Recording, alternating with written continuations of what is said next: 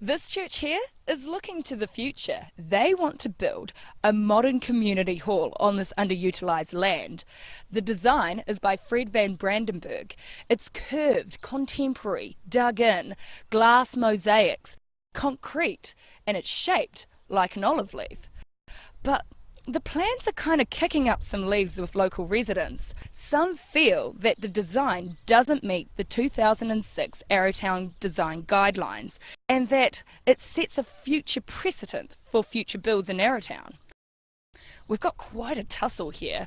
It's a perfect opportunity to Strawpoll.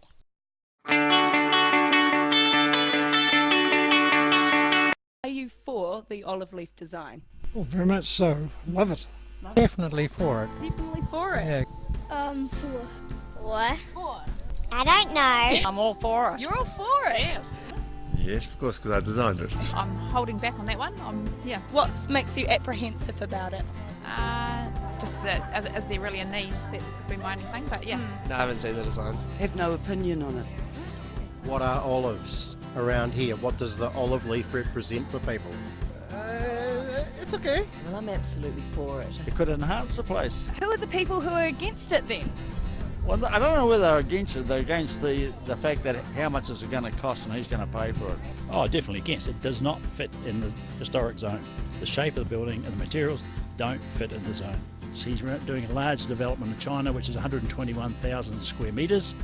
We suspect the money will come from that, but we don't know that. That's simply a guess, a logical guess, because we can't imagine how else you would raise millions of dollars donations to build a church hall, in effect. Do you think like the public's been properly informed about the actual project? Yeah, I think so. I mean, there has been public meetings, but the one that I attended initially was really hijacked by some fairly strident opposition. How much of a squabble is this olive leaf causing the community?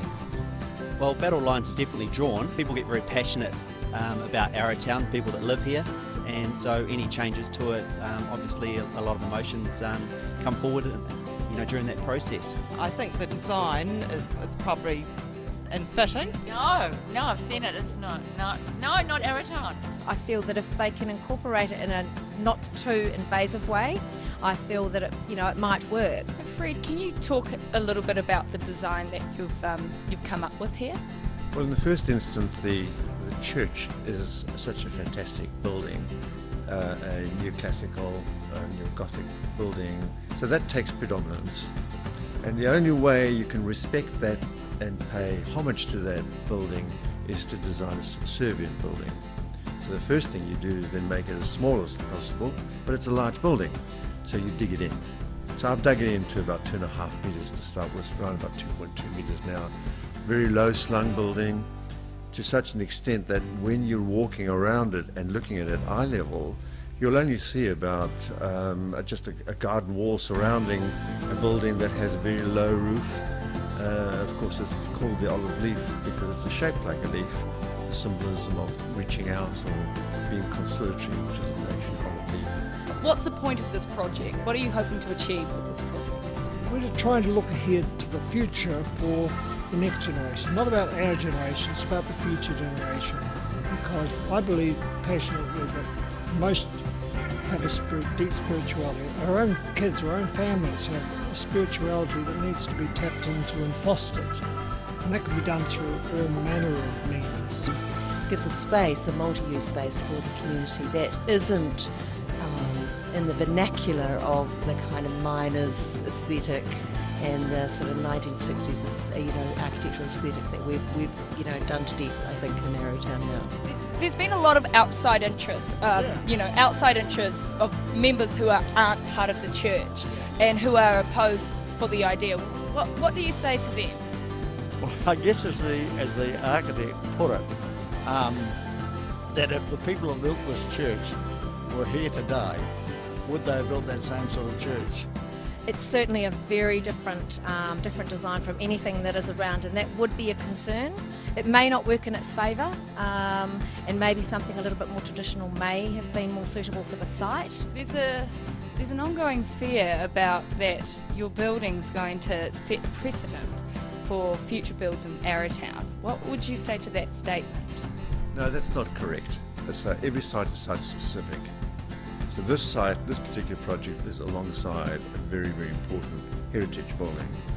So by making it subservient to the building, they're still building it in contemporary times, doesn't set a precedent at all. We were not interested in cloning buildings that were built in the past, because that's almost it's almost an insult to the builders that would have built in that period. They were building for their time. They were modern architects in those days, in the 1860s.